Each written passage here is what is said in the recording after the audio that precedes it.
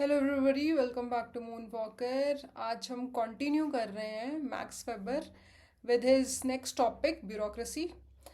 Bureaucracy, नौकरशाही, काफ़ी easy topic है। मोस्टली बच्चों को ये टॉपिक बहुत इजीली समझ में आ जाता है क्योंकि हम फाइनली ब्यूरोक्रेसी में घुसने के लिए बच्चे तैयारी कर रहे हैं। इसमें से 2013 से अब तक 4 सवाल आए हैं एंड 3 सवाल इसमें से काफ़ी इजी हैं, डायरेक्ट जो हम सिलेबस में पढ़ते हैं उसी में से। एक सवाल जो 2023 का है वो थोड़ा डिफिकल्ट सवाल है, वो हम डिटेल में देखेंगे। शुरू करते हैं हम थर्ड क्वेश्चन से। How does Weber use the notion of ideal type in his study of bureaucracy. अब देखो, ये 2014 का सवाल है, 20 मार्कर है। हम इससे ही क्यों शुरू कर रहे हैं? इसलिए क्योंकि जो ये सवाल है, सेकंड और फोर्थ सवाल, ये दोनों इसी थर्ड क्वेश्चन में समाये हुए हैं, इसी का सब पार्ट है। सेकंड और फोर्थ जो है 10-10 मार्कर हैं, ये आपके इसी थर्ड में से ही निकल के आ जाएंगे। तो फर्स्ट हम ये कर लेते हैं, ठीक है? तो लेट्स गो। अब देखो, how does Weber use the notion of ideal type of bureaucracy in his study of bureaucracy. Ideal type हम पढ़ चुके हैं, ठीक है? Ideal type of bureaucracy weber ने बनाया था ब्यूरोक्रेसी को समझने के लिए। आइडियल टाइप हमने पढ़ा था क्या? इट्स एन एनालिटिकल टूल जो जिस टॉपिक का, जिस चीज़ को हम स्टडी करना चाह रहे हैं उसका जब आइडियल टाइप बनता है तो उसके सबसे एक्सट्रीम, सबसे इम्पॉर्टेंट फीचर्स हम देखते हैं। एग्जाम्पल मैंने आपको दिया था कि मान लो प्रीलिम्स का सिलेबस है, वो प्रीलिम्स के पेपर का एक आइडियल टाइप है, ठीक है? तो यहाँ पे हम इंट्रोडक्शन में सबसे पहले तो स्ट्रक्चर देख लो।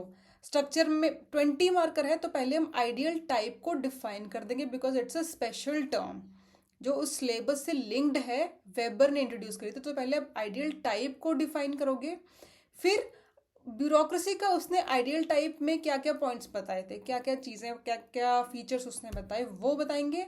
एंड फिर हम बताएंगे कि उसने इस जो ये आइडियल टाइप हमने बना लिया, वेबर ने बना लिया, इसको उसने जो रियलिटी में ब्यूरोक्रेसी एग्जिस्ट करती है उसको समझने के लिए कैसे यूज़ किया, कैसे ये ideal type of bureaucracy helpful था रियलिटी की ब्यूरोक्रेसी को समझने के लिए।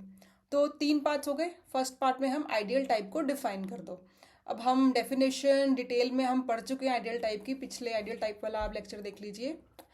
तो यहाँ पे हमने 3 पॉइंट्स में मोटा मोटा ढंग से डिफाइन कर दिया है। 20 मार्कर है तो आप ढंग से डिफाइन कर दो। फिर आप आ जाओ आइडियल टाइप ऑफ ब्यूरोक्रेसी। अब यहाँ पे वेबर की किताब का नाम लिख दो जहाँ पे उसने आइडियल टाइप ऑफ ब्यूरोक्रेसी दी है।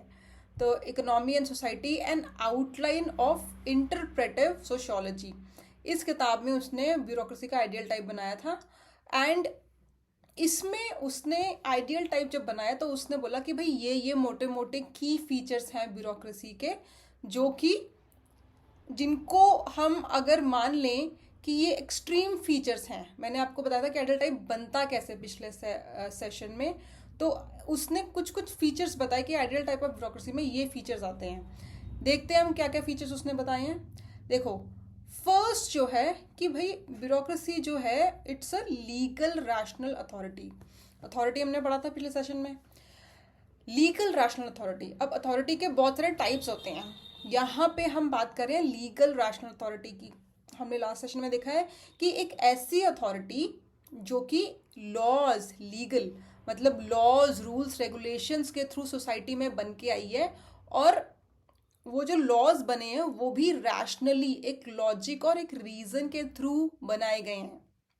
तो रैशनल अथॉरिटी भी है और लीगल भी है कि वो भाई पार्लियामेंट में वो एक्ट बना उसके ऊपर, फिर उसके ऊपर रूल्स रेगुलेशंस आए, सर्कुलर्स आए, तो वो अथॉरिटी लीगल और रैशनल है। सेकंड आता है कि भाई ब्यूरोक्रेसी जो है, एक मैं आपको पॉइंट बता दूं कि यहाँ पे जब हम ब्यूरोक्रेसी की बात कर रहे हैं, इसको सिर्फ आप आईएएस आईपीएस वाली ब्यूरोक्रेसी से ना समझें। ब्यूरोक्रेसी मतलब एक ऐसी ऑर्गेनाइजेशन, एक ऐसा सिस्टम जो किसी संस्था को, किसी ऑर्गेनाइजेशन को चलाने का सबसे अच्छा तरीका वाला था। वेबर ने बोला था कि अगर आपने किसी काम को कंप्लीट करना है, किसी ऑर्गेनाइजेशन को चलाना है, किसी टास्क को कंप्लीट करना है, तो सबसे अच्छा तरीका क्या है? आपने कोई बिजनेस चलाना है, कोई चीज़ बेचनी है, कोई फैक्ट्री इंडस्ट्री बड़ी चलानी है, रिलायंस कंपनी चलानी है, तो कैसे चलाओगे? तो उसने बोला था कि उसमें ब्यूरोक्रेसी ले आओ। ब्यूरोक्रेसी ले आओ मतलब क्या? कि उसमें लीगल रैशनल अथॉरिटी ले आओ, उसमें हायरार्किकल ऑर्डर ले आओ, उसमें जो एम्प्लॉयज़ हैं वो परमानेंट और पेड हैं और वो ओवर टाइम भी काम करेंगे, तो कुछ कुछ प्रॉपर्टीज़। बेसिकली उसने बोला कि अगर आप ये एक bureaucratic structure, it's a structure, it's a system, किसी भी ऑर्गेनाइजेशन में जब आप ब्यूरोक्रेटिक स्ट्रक्चर ले आओगे, ये चीज़ें, ये जो पॉइंट्स हम गिन रहे हैं आइडियल टाइप ऑफ ब्यूरोक्रेसी, ये आप ले आओगे, तो सबसे एफिशिएंट तरीके से और सबसे कम टाइम में, सबसे कम रिसोर्सेज यूज करके, सबसे बेहतर तरीके से, the best way to finish a work is through a bureaucratic structure. ठीक है, आपको कंपनी बनानी है, आपको टीवी बेचने हैं, टीवी बेचने की कंपनी बनानी है, तो सबसे बढ़िया तरीका क्या है? स्ट्रक्चर ले आओ। ओला की कंपनी चलती है, ऊबर की कंपनी चलती है, Google, Microsoft, Reliance, Infosys, TCS, जितनी भी कंपनीज हैं बड़ी बड़ी, इतनी बड़ी कंपनीज चलती कैसे हैं? इनके अंदर स्ट्रक्चर है, इनके अंदर एक ब्यूरोक्रेटिक स्ट्रक्चर है कि भाई हायरार्की है, सबसे ऊपर सीईओ है, सीईओ के नीचे ये लोग हैं, फिर एचआर है, फिर अलग अलग डिपार्टमेंट्स हैं, उनके स्पेशलाइज्ड वर्क्स हैं, वो सैलरी मिलती है उनको हर मंथ के एंड में, वो ओवर टाइम भी काम करते हैं, हर चीज़ रूल रेगुलेशन की होती है, हर ऑर्डर आप राइटिंग में लोगे, एक हायरार्की है, एवरीथिंग। तो this is a bureaucratic structure. ये आप प्राइवेट कंपनीज में देखोगे, ये आप पॉलिटिकल पार्टीज में देखोगे, और ये आप सरकार में जो आईएएस आईपीएस की ब्यूरोक्रेसी है वहाँ भी देखोगे। ठीक है, तो see it in a broader context. तो उसने बोला कि भाई देखो, लीगल रैशनल अथॉरिटी होती है, हायरार्किकल ऑर्डर है। ठीक है, अब एसपी है जिले का, एसपी के नीचे है डीएसपी। ठीक है, कोई टीम नहीं है, बहुत क्लियर सीनियर जूनियर की हायरार्की है। DSP can not violate the orders of SP. Sir sir करके ऑर्डर आता है और सर करके हाँ जी करके ऑर्डर लेना होता है। फिर डीएसपी अपने नीचे ऑर्डर देगा, एसआई को ऑर्डर देगा, इंस्पेक्टर को देगा, सब इंस्पेक्टर को देगा, एएसआई, जो भी हायरार्की है वेरी वेल डिफाइंड है सीनियर्स जूनियर्स की। ठीक है, फिर परमानेंट जॉब है, पेड जॉब है, अगर आपको किसी को निकालना है तो बहुत बहुत ही लंबा चौड़ा तरीका होता है किसी सरकारी बंदे को निकालने का। बहुत ही एक्सट्रीम केस में कमेटी बैठती है, फिर काफ़ी डिफिकल्ट प्रोसेस है, तो it's almost a permanent job unless you do something criminal. ठीक है, और पेड जॉब है, ओवर टाइम भी आपको काम करना पड़ेगा। These are points, these are ideal type features. फिर जो भी ऑर्डर आपका आना है ऊपर से, आपके बॉस से, वो राइटिंग में आना है, वो बोलचाल में नहीं काम चलना। प्राइवेट कंपनीज में आपने देखा होगा कि ऐसे तो एक बंदे पे सारा बर्डन डाल दिया जाएगा। तो आप जब कंपनीज में देखा होगा, आप जो लोग वर्किंग हैं, कि भाई टिकट रेस कर दो, टिकट रेस कर दो कि भाई सिस्टम में आ जाए कि मुझे ये काम दिया गया है और मैंने अगले 2 घंटे इस काम पे बिताने हैं, सो दैट अगर कोई और चीज़ कॉम्प्रोमाइज़ हो रही है तो मेरी अकाउंटेबिलिटी है कि भाई मैं अगले 2 घंटे इस पे काम करता, इसलिए बाकी काम छूटे हैं और ये काम मेरे को इस फलाना डिपार्टमेंट ने दिया था। राइटिंग में लेना इसीलिए भी इम्पॉर्टेंट है कि मान लो आप डीसी हो और आपको किसी आपके सीनियर का एक गलत, जो आपको गलत लग रहा है, जो रूल्स एंड रेगुलेशंस को वायलेट कर रहा है, वो ऑर्डर आपको फ़ोन पे आता है, तो आप, एक तरीका होता है मना करने का कि आप बोलते हो कि सर ये आप मेरे को राइटिंग में दे दो, या आप मेरे को ईमेल डाल दो, only then I can take action on it. ठीक है, और रूल्स रेगुलेशंस कहते भी हैं ब्यूरोक्रेसी के कि भाई राइटिंग में ऑर्डर लेने हैं, राइटिंग में आपने एक्शन लेना है। कल को वो बंदा मुकर गया कि भाई मैंने तो इसको कोई ऑर्डर दिया ही नहीं है, तो how will you prove your actions कि भाई हाँ इस बंदे ने मेरे को ऑर्डर दिया था बट राइटिंग में नहीं दिया, फ़ोन पे दिया था।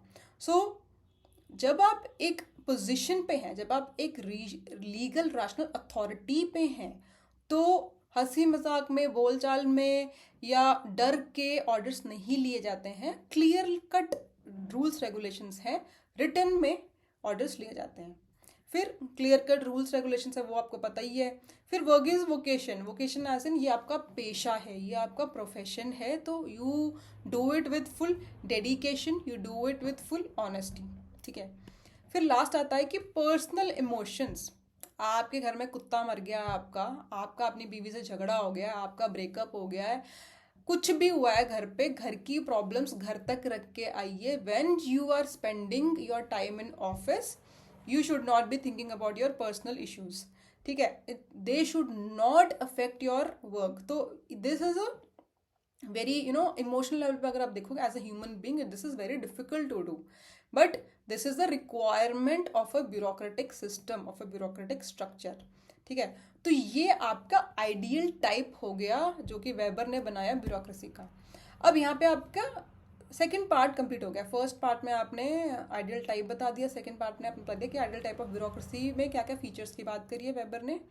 थर्ड पार्ट में आओगे जो पूछा गया है क्वेश्चन में कि how does Weber use this ideal type of bureaucracy to study the reality of bureaucracy. तो एनालिसिस में हम आ जाते हैं. देखो एनालिसिस में क्या है, अब जब हमने रियलिटी में ब्यूरोक्रेसी को समझना है, हमें ब्यूरोक्रेसी की अच्छी चीज़ें और ब्यूरोक्रेसी की बुरी चीज़ें दोनों समझनी है. ठीक है, तो जब हमने आइडियल टाइप बनाया, हमें उसकी रियलिटी का नहीं पता, बट हमें एक कंपैरेटिव टूल मिल गया कि इन चीज़ों को कंपेयर करके हम रियलिटी में देखेंगे कि भाई ये चीज़ एक्चुअली में होती है कि नहीं. रियलिटी में क्या आप अपने पर्सनल इमोशंस अपने वर्क से अलग रख पाते हैं कि नहीं. रियलिटी में आप ऑनेस्टी और डेडिकेशन से काम करते हैं कि नहीं.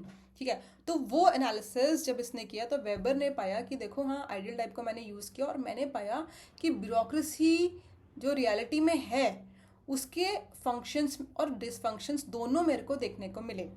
ठीक है, फर्स्ट इज ही सेज कि देखो ये टर्म आप यूज़ करोगे, ये बोलता है कि टेक्निकल सुपीरियोरिटी ऑफ ब्यूरोक्रेसी जो है, इंडियन ब्यूरोक्रेसी जो इंडियन ब्यूरोक्रेटिक स्ट्रक्चर है गवर्नमेंट में और फॉरेन का, यूके यूएस का, डेवलप्ड कंट्रीज का जो ब्यूरोक्रेटिक स्ट्रक्चर है उसमें थोड़ा डिफरेंस है. वेबर यूरोप का होते हुए तो इसने यहाँ पे यूरोप के काइंड ऑफ आप बात करिए कि उसके कॉन्टेक्स्ट में हम अगर बात करें तो ब्यूरोक्रेटिक जो एक ब्यूरोक्रेट है उसके पास स्पेशलाइज्ड स्किल्स हैं. इंडिया में आईएएस की को एक जनरलिस्ट रोल बोला जाता है. अगर आप एआरसी रिपोर्ट्स पढ़ोगे तो उसमें भी ये एक क्रिटिक, बहुत बड़ा क्रिटिक है कि जितनी भी आपकी ट्रेनिंग होती है आफ्टर सिलेक्शन वो एक जनरलिस्ट स्किल सेट पे हो रही है. आपको एक स्पेशलाइज्ड, एक डिपार्टमेंट के एक स्पेशलाइज्ड स्किल्स के लिए नहीं ट्रेन किया जाता, विच इज़ अ प्रॉब्लम. ठीक है, अगर CAG controller and auditor general of India जो है वो आईएएस ऑफिसर ही क्यों बनता है, वो उसी डिपार्टमेंट का, ऑडिटिंग डिपार्टमेंट का बंदे को आप बनाइए. Why are you bringing a generalist like an IAS officer and putting it on top of auditing. CAG is the highest position in auditing. तो ये जो प्रॉब्लम्स हैं इसके हटके वेबर एक दूसरी उनके यूरोप की ब्यूरोक्रेसी की बात कर रहा है कि वहाँ पे टेक्निकल स्किल्स, वहाँ पे एक जनरलिस्ट जॉब नहीं होता एक ब्यूरोक्रेट का, टेक्निकल स्किल्स होता है, उसका एक स्पेशल स्किल सेट होता है. और इससे क्या है, उनकी एक टेक्निकल सुपीरियोरिटी बनती है ब्यूरोक्रेसी की. ठीक है, अब वो बोलता है कि ये जो टेक्निकल सुपीरियोरिटी है ब्यूरोक्रेसी की, इससे क्या हो रहा है कि आपका जो काम है बहुत efficiently, this is a function of highly efficient, highly specialised and technical bureaucracy. कि जब आप उन ब्यूरोक्रेसी इतनी स्पेशलाइज हो रही है, एक पर्टिकुलर टास्क आपको दिया गया है और आप उसी के लिए ट्रेंड हो, तो उससे काम जल्दी जल्दी होते हैं एक ऑर्गेनाइजेशन में और सबसे एफिशिएंट तरीके से ये चीज़ें कंप्लीट होती हैं. And that is Y bureaucratic structure, bureaucratic system जितनी भी दुनिया की ऑर्गेनाइजेशंस हैं बड़ी बड़ी, वहाँ पे यूज़ होता है. नॉट जस्ट ऑर्गेनाइजेशंस, गवर्नमेंट्स में या किसी भी तरह के रूल में भी, स्टेट के रूल में, चाहे वहाँ पे डेमोक्रेसी है चाहे नहीं है, चाहे मोनार्की है चाहे ऑटोक्रेसी है, किसी भी तरह के सिस्टम में, रूल करने के सिस्टम में भी ब्यूरोक्रेसी चाहिए होती है. ठीक है, स्टेट रूल में.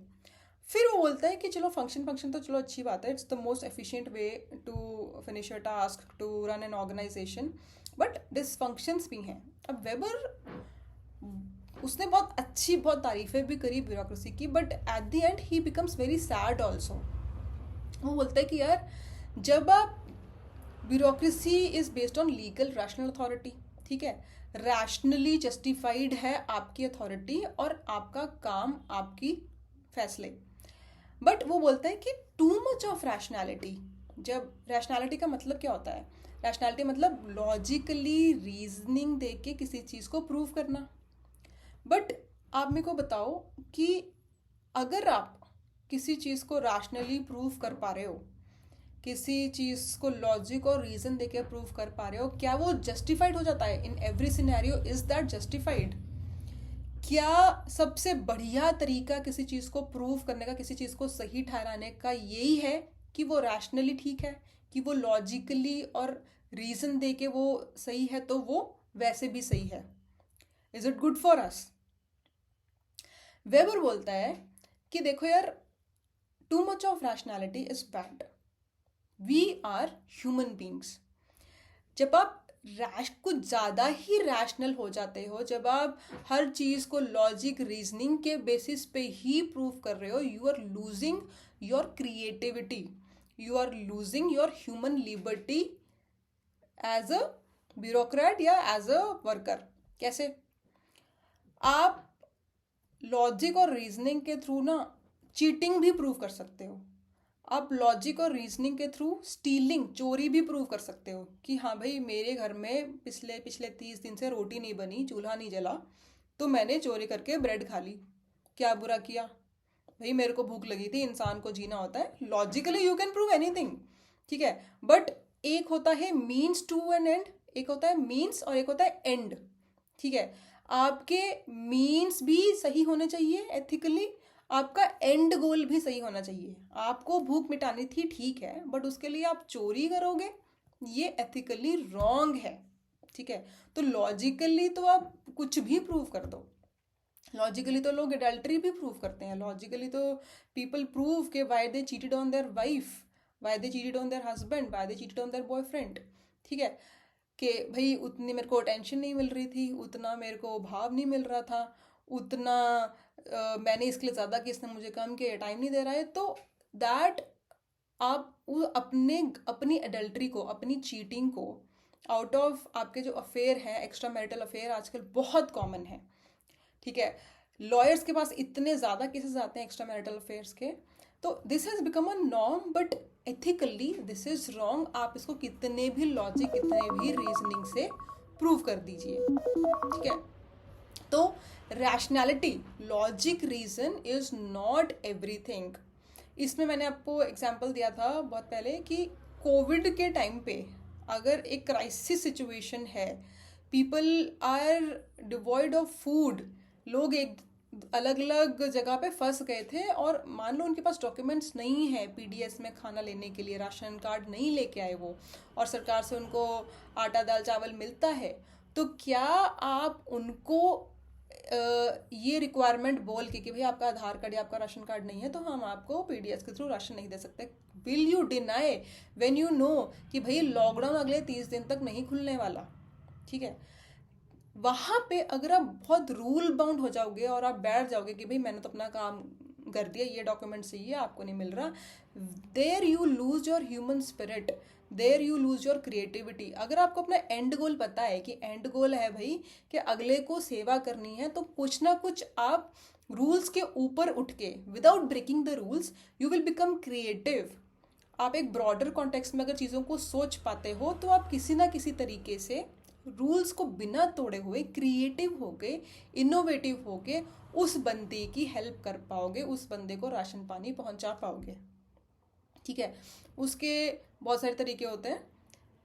फॉर एग्जाम्पल, आप उसको किसी और स्कीम के थ्रू, जहाँ पे शायद इतनी लीगल रिक्वायरमेंट्स नहीं है डॉक्यूमेंट्स की, उसके थ्रू दे दोगे, या फिर कुछ ना कुछ रूल्स में लिखा होगा कि you can delay the verification bye 15 days, तो आप बोल दोगे कि हाँ अगले 15 दिन तक तू अरेंज कर ले, बाय पोस्ट ले अपने डॉक्यूमेंट्स, तब तक तेरे को मैं राशन मुहैया करा सकता हूँ। या आप किसी एनजीओ को बोल दोगे कि भाई इनको राशन मुहैया करवाओ, इमरजेंसी सिचुएशन है, वट एवर। या आप डायरेक्टली अपने सीनियर्स के साथ बात कर सकते हो कि what should be do, you know, it's an emergency situation, what ever. But आपकी जो अंदर ह्यूमन स्पिरिट है, आपके जो एम्पथी है वो नहीं जानी चाहिए। As a you are not a machine जो वहाँ पे रूल्स सिर्फ ठप्पा लगाने के लिए, स्टैंप लगाने के लिए, रूल्स को इम्प्लीमेंट करने के लिए बैठा है। So this is what Weber says कि too much of rationality becomes an iron cage. फिर आप मशीन बन जाते हो, फिर आपकी जो ह्यूमन वैल्यूज़ हैं वो खत्म, आपकी इंसानियत ख़त्म हो जाती है। ठीक है, तो इसी को उसने एलाबोरेटली पॉइंट्स में बोला है। ये फर्स्ट और ये सेकंड पॉइंट हो जाएगा कि देखो, अगर आप टू मच रैशनैलिटी लेके आते हो तो you are making specialists without spirit. भाई आपके अंदर की इंसानियत ख़त्म हो जाती है। आप सिर्फ ठप्पे लगा के, साइन करके, और अपनी सैलरी आ रही है और किसी को कितना फ़ायदा हो रहा है किसको नहीं हो रहा है वो आपकी ख़त्म हो जाती है। आपकी जो सेवा भावना है, it's a service, right, IAS it's a service, सेवा भावना ख़त्म हो जाती है। And you just there following rules and regulations. वो कोई मशीन भी कर सकती है, वो कोई कंप्यूटर, कोई एआई भी कर सकता है। What is your value there as a human being. ठीक है, फिर लास्ट वो बोलता है कि सेकंड पॉइंट आप लिखोगे कि एलियनेशन, कि भाई जब आप किसी एक एक मोटिव के साथ लोग आईएएस ज्वाइन करते हैं, एक सेवा भावना के साथ आईएएस ज्वाइन करते हैं, but once you join the bureaucracy, अगर आपको लगता है कि आप सिर्फ एक मशीन बन के बैठ गए हैं, आपको उस लेवल की फ्लेक्सिबिलिटी, उस लेवल की क्रिएटिविटी नहीं दी जा रही है, और आप सिर्फ वहाँ पे साइन और इतनी इतनी फाइलें भर के कर रहे हो, बस ऑर्डर लिए और इम्प्लीमेंट किए, तो आपके अपने वर्क से अटैचमेंट ख़त्म हो जाती है, आपको उससे वो खुशी नहीं मिल रही है। And many bureaucrats end up leaving their jobs. ठीक है, इसमें मैंने आपको एग्जांपल दिया था, you talk about Harsh Mander was a very successful, very good exemplary IAS officer posted in Gujarat. उन्होंने अपनी he was not satisfied, he was frustrated with his job. उन्होंने छोड़ के एनजीओ शुरू करी, एंड अभी तो उनको बहुत साल हो गए हैं, एंड ही सेज कि इतनी सेटिस्फैक्शन मेरे को एज आईएएस ऑफिसर नहीं मिली जितनी मेरे को अब एनजीओ में काम करके, लोगों की सेवा करके मिल रही है। So this also happens. ठीक है, तो यहाँ पे आप एलियनेशन का भी एक एग्जाम्पल लिख देंगे। तो ये आपका 2014 का 20 मार्कर हो गया है कि भाई ideal type of bureaucracy, and कैसे उसको यूज़ किया वेबर ने फंक्शंस और डिसफंक्शंस को समझने के लिए। यहाँ पे आपका ये आंसर कंप्लीट होता है।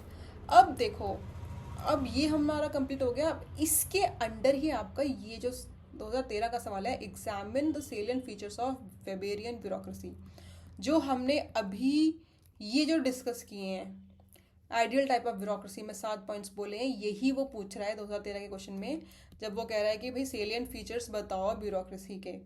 इसमें बस डिफरेंस ये है कि वो एग्जामिन करने को बोल रहा है। तो पहले पार्ट में आप बता दोगे, 2 पार्ट्स हैं, कि ब्यूरोक्रेसी के सेलिएंट फीचर्स क्या हैं आइडियल टाइप के थ्रू। वेबर ने आइडियल टाइप के थ्रू सेलिएंट फीचर्स बताए थे। आइडियल टाइप सेलिएंट फीचर्स आप काइंड ऑफ यहाँ पे सिनोनिम यूज़ कर सकते हो, एक ही उसका मतलब है, पर्यायवाची के तौर पे यूज़ कर सकते हो। ये आप बता के फिर एग्जामिन में आप अलग अलग थिंकर्स जो भी हैं जिन्होंने क्रिटिसाइज, एग्जामिन मतलब क्रिटिकली एनालाइज किया, उसकी क्रिटिक बताओ, उसके नेगेटिव पॉइंट्स बताओ, आप बाकी थिंकर्स ने उसके बारे में क्या बोला है। तो फर्स्ट पार्ट में आप लिख दोगे कि भाई हाँ जी, ये आइडियल टाइप ऑफ ब्यूरोक्रेसी बनाइए, 7 पॉइंट्स बताए कि ये चीज़ें होनी चाहिए, ये चीज़ें आइडियल टाइप में होती हैं। एनालिसिस मैंने एक्स्ट्रा ऐड किया कि आपने ये पॉइंट्स तो बता दिए, बट उसके ऊपर वेबर की क्या टिप्पणी है, उसके ऊपर वेबर क्या बोलना चाह रहा है, उसका एनालिसिस, उसका निचोड़ क्या बोलना चाह रहा है। ये तो वही जो 2 पॉइंट्स हमने डिस्कस किए कि हाँ ये स्ट्रक्चर तो है, ये सेलिएंट फीचर्स तो हैं, बट इसमें ये एक फंक्शन मैंने बता दिया और एक डिसफंक्शन, कि भाई टेक्निकल सुपीरियॉरिटी होती है, स्पेशलाइज स्किल होता है, तो किसी टास्क को कंप्लीट करना, किसी ऑर्गेनाइजेशन को चलाने में हेल्प मिलती है। But iron cage of rationality, जब टू मच रैशनैलिटी हो जाती है तो वो एक आयरन केज, वो एक पिंजरे की तरह फील होता है। ठीक है, और आपके पास कोई फ्लेक्सिबिलिटी नहीं है, कोई स्कोप ऑफ क्रिएटिविटी नहीं है, कोई डिस्क्रिशनरी पार्ट्स नहीं है।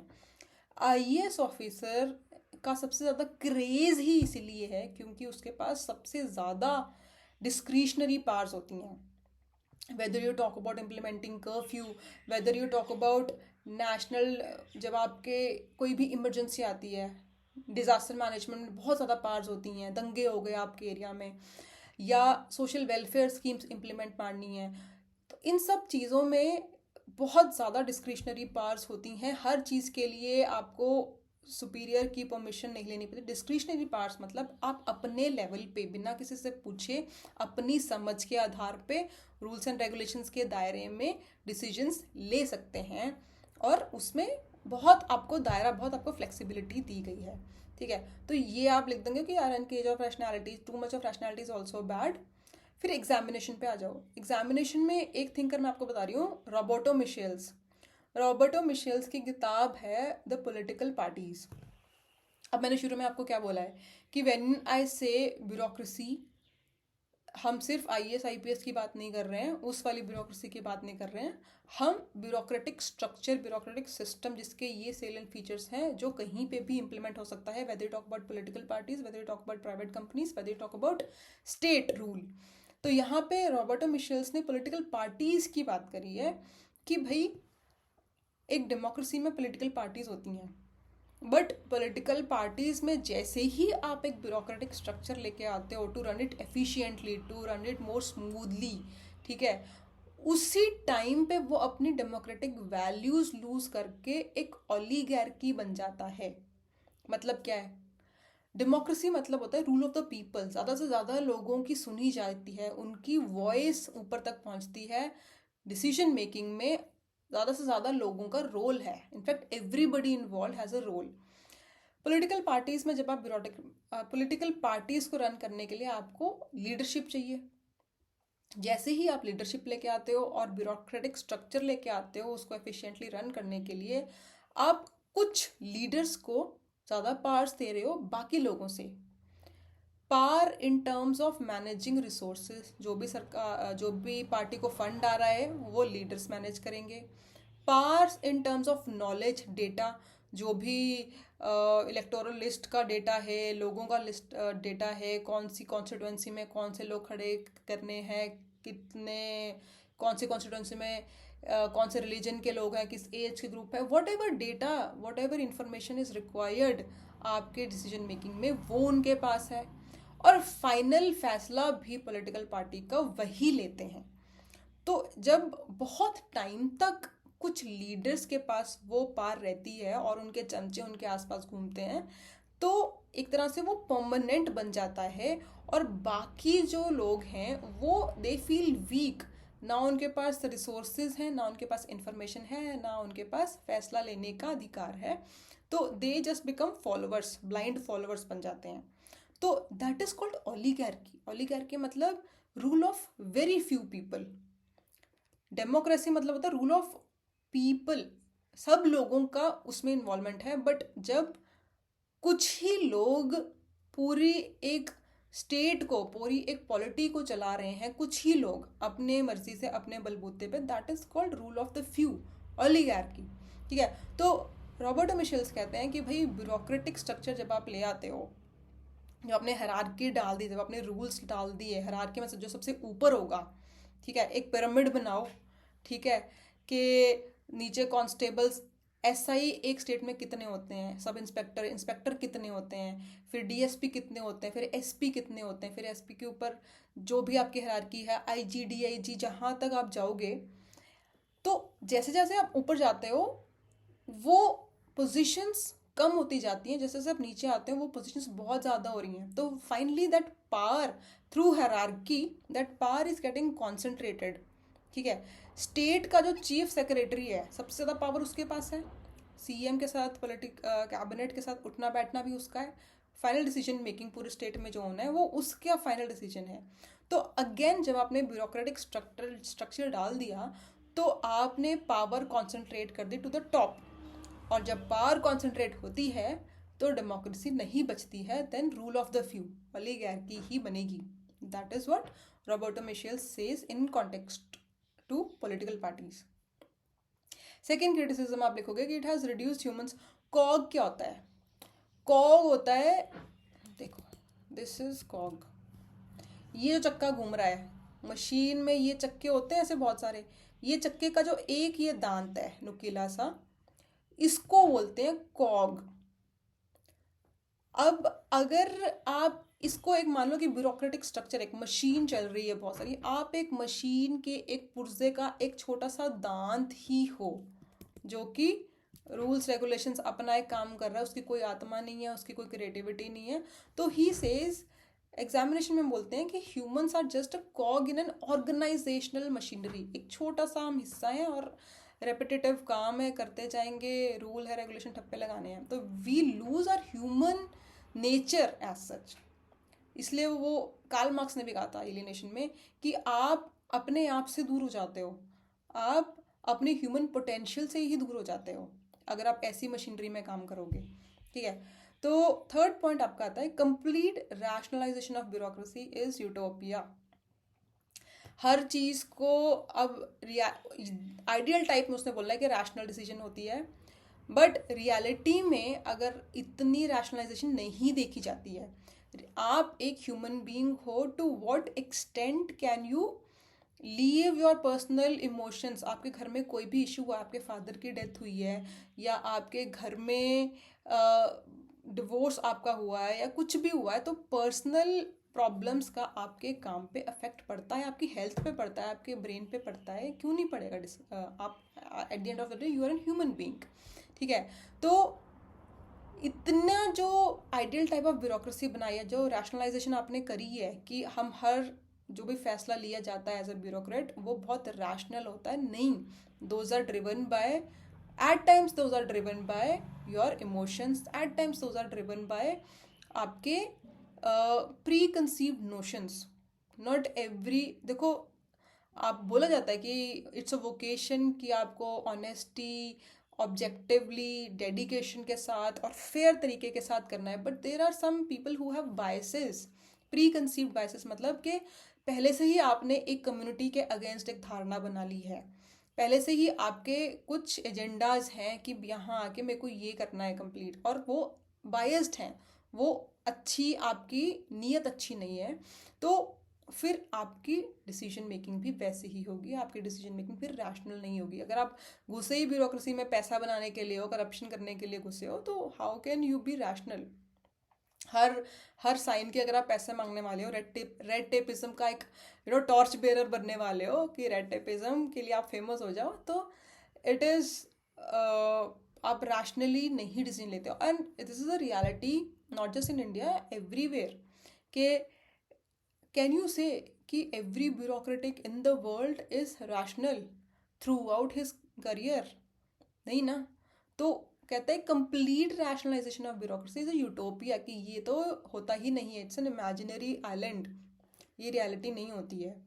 फिर फोर्थ पॉइंट है कि आप देखो, वेबर ने क्या बोला था कि भाई किसी टास्क को सबसे एफिशिएंटली करने का तरीका था ब्यूरोक्रेसी। ठीक है, बहुत तारीफें करी थी उसने, बट एक क्रिटिक ये बोलता है कि किसी टास्क को सबसे efficiently with minimum time, minimum resources and minimum effort, और पूरा काम भी हो जाए, सबसे एफिशिएंटली किसी काम को अगर आपने करना है तो उसमें फ्लेक्सिबिलिटी का बहुत बहुत बड़ा रोल होता है।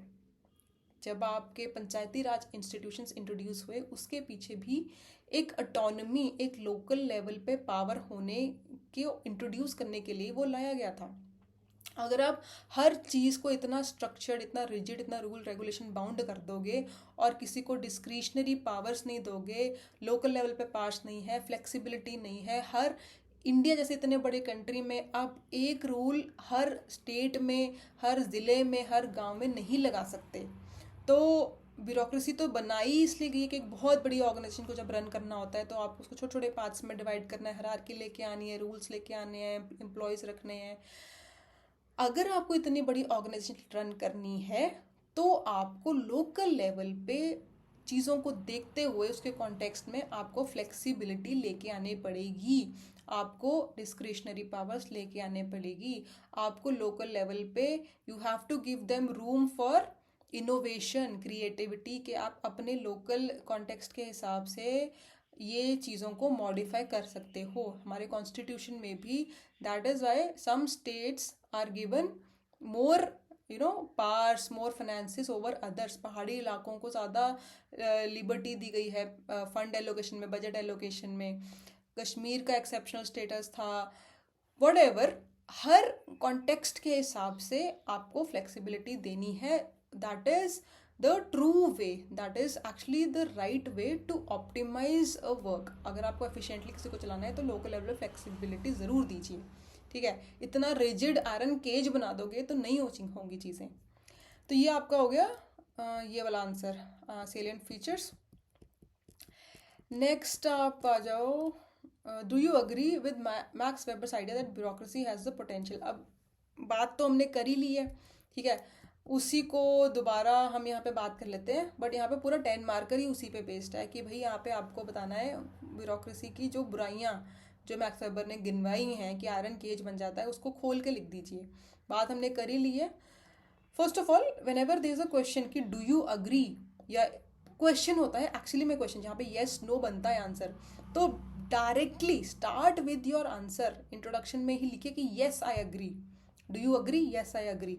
अगर आपको इंटरव्यू में भी सवाल आता है ऐसा कि डू यू अग्री, तो डायरेक्टली आप बोलिए और फिर उसका जस्टिफिकेशन दीजिए. ऐसे में भी आपने देखा होगा कि कभी कभी ऐसे सवाल आ जाता है, तो येस नो शुरू में लिखिए, या अगर आपको एक बीच का भी रास्ता लेना है तो येस एंड नो लिख दीजिए और फिर उसको एक बैलेंस कर दीजिए. यहाँ पे हम अग्री कर रहे हैं कि हाँ भाई मैक्स वेबर का जो आइडिया था ब्यूरोक्रेसी, येस उसमें पोटेंशियल है आयरन केज बनने का, तो हाँ है.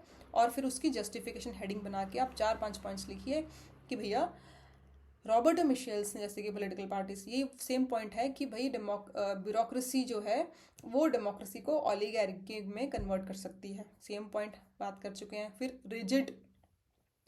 रिजिड रूल्स हैं, इसकी भी हम बात कर चुके हैं. इस यहाँ पे मैंने एग्जाम्पल्स थोड़े आप रेलेवेंट दीजिए. जैसे ऐसा सवाल आता है ना, तो गवर्नमेंट से रिलेटेड, जैसे आप जीएस में एग्जांपल्स देते हो, यहाँ पे भी आप एग्जांपल दो कि यहाँ पे रिजिड रूल्स. फॉर एग्जांपल आपको किसी प्रॉपर्टी की रजिस्ट्रेशन के लिए जाना है, तो उसमें रूल्स ही इतने रिजिड है, लंबा प्रोसीजर है और लोग फंस जाते हैं. आपने पंकज कपूर का एक सीरियल आता था बहुत पहले, ऑफिस, वो देखिए, उसका एक एपिसोड देखिए यूट्यूब पे, you will understand the entire bureaucracy of India. कि भाई चक्कर पे चक्कर काट रहे हैं, कभी आज ये ऑफिस नहीं आया, छुट्टी पे है, कल आइए. तो वो बंदा 15 दिन से एक ही फाइल लेके घूम रहा है, एक ही अपनी एप्लीकेशन लेके घूम रहा है, काम ही नहीं आगे बढ़ रहा है. तो ये रिजिड रूल्स के रूल्स अननेसेसरली रिजिड बना रखे हैं. थर्ड पॉइंट आता है लॉस ऑफ फ्रीडम. हमें भी हमने बात करी है कि स्पेशलिस्ट्स विदाउट स्पिरिट, अगर आपने उनको डिस्क्रेशनरी पावर नहीं दी है, फ्लेक्सिबिलिटी नहीं दी है. एलिनेशन की भी हमने बात कर ली, हर्ष मंडेर की हमने बात कर ली है कि उन्होंने फिर जॉब अपने IAS officer, as an IAS officer, he is resigned and he runs an NGO right now and he is more satisfied. जो जॉब सेटिस्फैक्शन है, उनको काम से अब ज़्यादा सेटिस्फैक्शन मिलती है.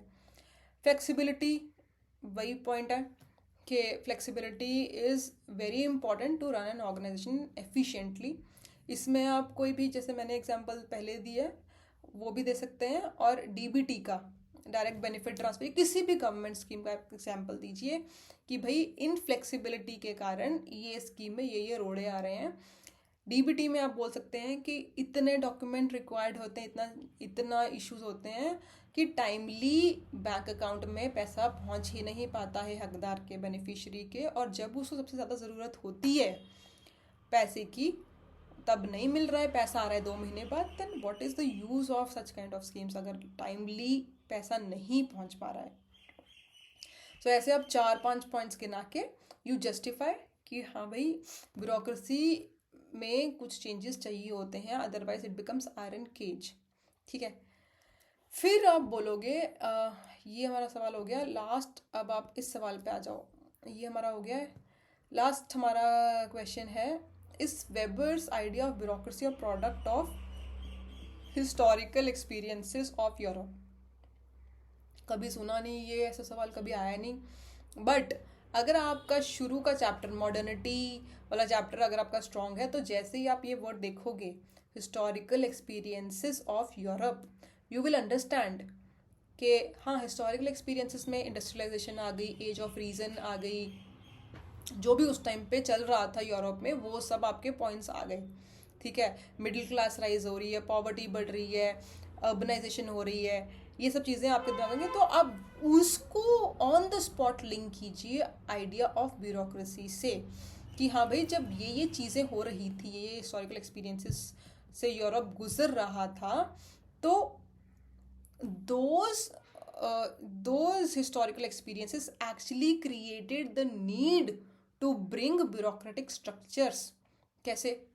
पहले तो आप इंट्रोडक्शन में अगेन देखो, yes, is Weber's idea of bureaucracy product of historical experience, सवाल पूछा है आपसे, यस नो में बताइए कि yes, Weber's concept of bureaucracy detailed in this book, पूरा किताब का नाम लिखिए, इकोनॉमी एंड सोसाइटी, और यस उसका है लिंक हिस्टोरिकल कॉन्टेक्स्ट में, हिस्टोरिकल एक्सपीरियंसेस जो जहाँ से यूरोप गुजर रहा था।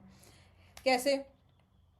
जब इंडस्ट्रियलाइजेशन हो रही है, जब मान लो रिलायंस जैसी कोई बड़ी कंपनी आ रही है, तो इतनी बड़ी कंपनी को चलाने के लिए आपको ब्यूरोक्रेटिक स्ट्रक्चर तो चाहिए होगा, कि भाई हायरार्की हो, बहुत सारी पोजीशंस हो, एक सीनियर जूनियर हो, और हर एक का एक डिफाइंड काम हो, और परमानेंट जॉब हो, और स्पेशलाइज्ड जॉब हो, कोई किसी के काम में इंटरफेयर नहीं करेगा, और ऑनेस्टी से काम करना है, व्हाटएवर हमने जो डिस्कस किया ब्यूरोक्रेसी में। तो जितना इंडस्ट्रियलाइजेशन जब आती है यूरोप में, इंडस्ट्रियल रेवोल्यूशन आता है, तो that created the need to bring bureaucratic structures in industries. यहाँ पे आप एग्जाम्पल दीजिए ब्रिटिश टेक्सटाइल इंडस्ट्री का, कोई भी एग्जाम्पल आप दे सकते हैं। ब्रिटिश टेक्सटाइल इंडस्ट्री जब एक्सपैंड कर रही थी उस टाइम पे, तो भाई मैनेजरियल प्रैक्टिसेस नहीं लाई गई ताकि प्रोडक्शन फास्ट हो सके, प्रोडक्शन और ऑप्टिमाइज हो सके और अच्छे से हो सके, तो ब्यूरोक्रेसी उनके काम आई टेक्सटाइल इंडस्ट्री के। फिर अब स्टेट एक्सपेंशन, अब उस टाइम पे इम्पीरियलिज्म बढ़ रहा था, बिस्मार्क का आपने वर्ल्ड हिस्ट्री में नाम सुना होगा, तो स्टेट एक्सपेंशन चल रही थी, whether talk about Britain, whether talk about Germany, किसी का भी एग्जांपल दीजिए कि वो अपना राज्य एक्सपैंड करना चाह रहे थे। तो जब आपको अपना स्टेट रूल भी एक्सपैंड करना है, तो अगर आप किंग हो, आपने 4 जगह जीत ली, वहाँ पे आप अपना गवर्नर जनरल एक लगा के आओगे, एक सेनापति या कोई बंदा लगा के आओगे भरोसे का, फिर उसको पावर्स दोगे कि भाई तेरे अंडर ये, तेरे को मैं इतनी सेना दे रहा हूँ, इतने हाथी दे रहा हूँ, इतने घोड़े दे रहा हूँ, और ये तेरा एडमिनिस्ट्रेशन दे रहा हूँ, इतने बंदे दे रहा हूँ, तू वहाँ का राज्य संभाल। So that is a kind of bureaucratic structure. तो जैसे जैसे स्टेट एक्सपेंशंस बढ़ रही हैं, जैसे जैसे राज्य उनका एक्सपैंड कर रहा है, ब्रिटेन का या जर्मनी का, तो उनको ब्यूरोक्रेटिक स्ट्रक्चर चाहिए थे अपना राज्य को स्टेबल रखने के लिए, कायम रखने के लिए। ठीक है। फिर age of reason, rationalization shift, मतलब रैशनल एज ऑफ रीजन, हर चीज़ को रीजन से प्रूव करना। तो जब एज ऑफ रीजन, क्योंकि बहुत सारी साइंटिफिक इन्वेंशंस हो रही थी उस टाइम पे, जब साइंटिफिक इन्वेंशंस हो रही थी, साइंस का बोलबाला हो रहा है, तो एक रीज़न का कि हाँ भाई अगर कोई चीज़ रीजनिंग से प्रूव होती है तो वो सही है, हाँ हाँ सही है, साइंस भी यही बोलती है, नेचुरल साइंस ये बोलती है, तो वो सब चल रहा था। उससे क्या हुआ? उससे ये हुआ कि जितनी भी सिस्टम में, स्टेट रूल में जितनी भी पोजीशंस थी जो मान लो ट्रेडिशन के बेसिस पे मिलती थी, पहले क्या होता था कि किसी को जज बनना है, या किसी को पुलिस सेनापति बनना है, कुछ बनना है, वैद बनना है, तो उसी के बेटे को बना दिया, अगली पोजीशन उसी के बेटे को। नोबिलिटी को, सारी पोजीशंस नोबिलिटी पे के लिए रिजर्व थी, यानी कि एलिट्स के लिए। ठीक है। कोई ओपन कम्पिटिटिव एग्जाम नहीं हो रहा है आईएएस बनने के लिए, भाई आप आईएएस हो, आपके बेटे को आईएएस बना दिया, या आपने जानने वालों को, लोगों को जो उसी में जिनका जान पहचान है उसको बना दिया।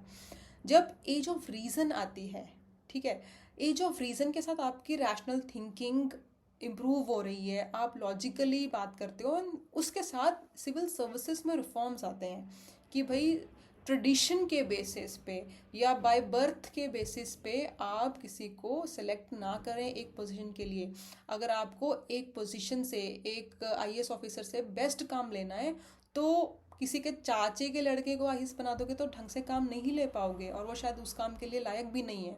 तो एक कंपेटिटिव सिस्टम लेके आओ, मेरिट बेस्ड सिस्टम लेके आओ, जिससे हम सबसे एफिशिएंट, सबसे लायक बंदे को उस पोजीशन पे लेके आ सकें, ताकि पूरा स्टेट एक ढंग से चल सके, पूरी ऑर्गेनाइजेशन ढंग से चल सके।